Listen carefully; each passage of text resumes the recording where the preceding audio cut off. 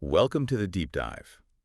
Today we're tackling something, well, universally felt, but surprisingly complex. Love. Mm, We've got this really fascinating dialogue here that, digs into the many different ways we actually use that single word. yeah, And you might be surprised by the sheer variety of feelings and connections it covers. absolutely. It's something we all navigate, isn't it? Whether we're experiencing it or remembering it or maybe even searching for it. Right. And our source material says right at the start, trying to find one uh, neat definition of love. It's like trying to catch smoke. It's just much more fluid than that. Exactly.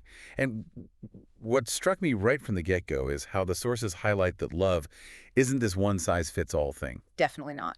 Think about that electric feeling of a new romance compared to, say, the quiet comfort you feel with your family. Totally different. They're both love, but they feel completely different, right? Precisely. And the dialogue kicks off by exploring romantic love.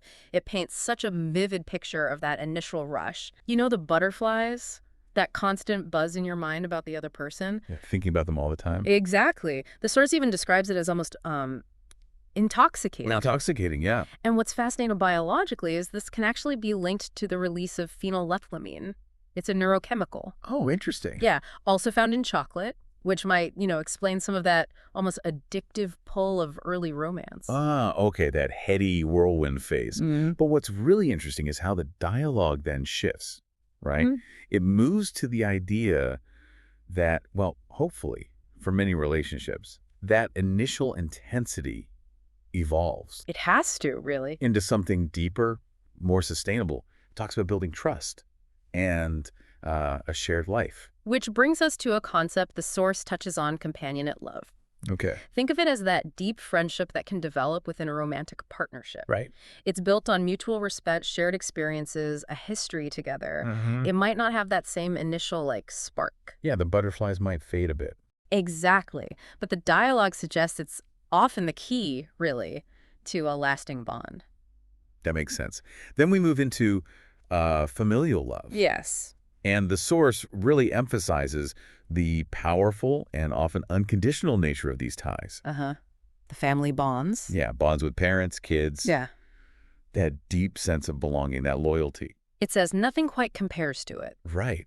And if you think about it, these early family connections, they often lay the groundwork for how we understand love later on, don't they? That's such a crucial point. Familial love often gives us that fundamental sense of security. Yeah. And it really shapes our understanding of attachment from, a very young age.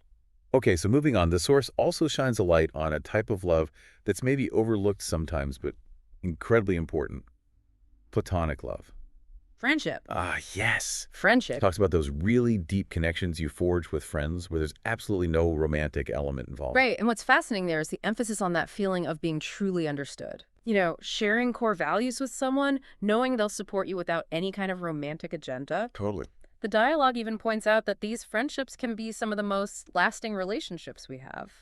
That really rings true. Yeah, I mean, when you boil it down, a strong friendship is often just about genuine care and acceptance. It really highlights how different these emotional landscapes are, doesn't it? Even though we use the same word love for all of them. Absolutely. The source puts it well. The excitement of romance, the comfort of family, the understanding with a close friend. Each one feels so distinct. And it's vital to remember, as the dialogue then explores, that love isn't just something we direct outwards towards other people. Ah, right.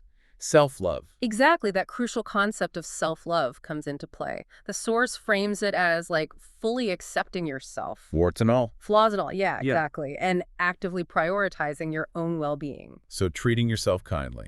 Basically, yeah.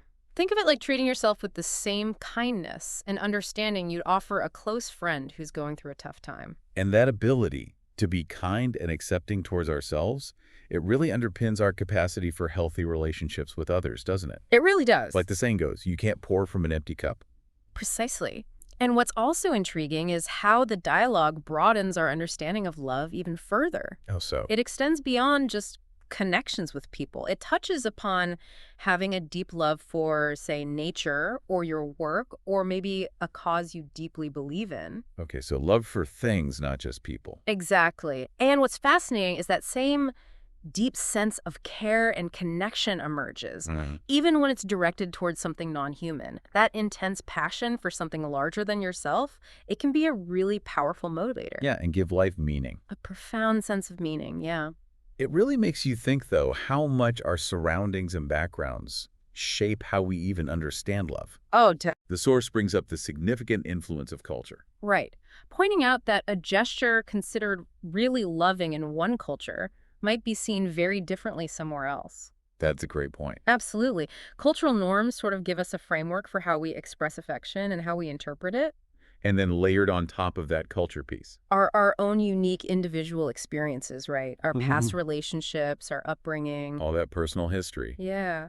The dialogue refers to this as our love language. Ah, the love languages idea. Basically, the ways we best give and receive love. It's different for everyone. But it's not purely an abstract emotional thing, is it? The source does touch on the biology. Right, the biological underpinnings. It mentions the activation of hormones and brain chemicals when we feel these powerful emotions. Yeah, like oxytocin. Exactly.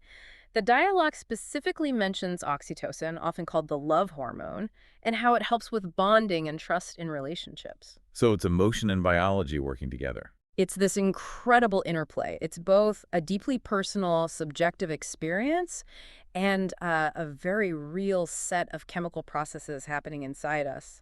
So when we piece all this together, what the dialogue really seems to emphasize is that love isn't simple, it's not easily defined. Not at all. Instead, it's this incredibly complex web of emotions, connections, and experiences. That's a good way to put it. And it enriches our lives in just countless varied ways. And as the source beautifully concludes this point, it's not static, it's not fixed. Right. It's an enduring enigma, constantly evolving and expressing itself in countless forms. So wrapping up this deep dive into, well, the many faces of love, it's clear from our source material it's not just one thing. Far from it. It's this incredibly diverse, dynamic spectrum of connections that adds richness and depth to our lives.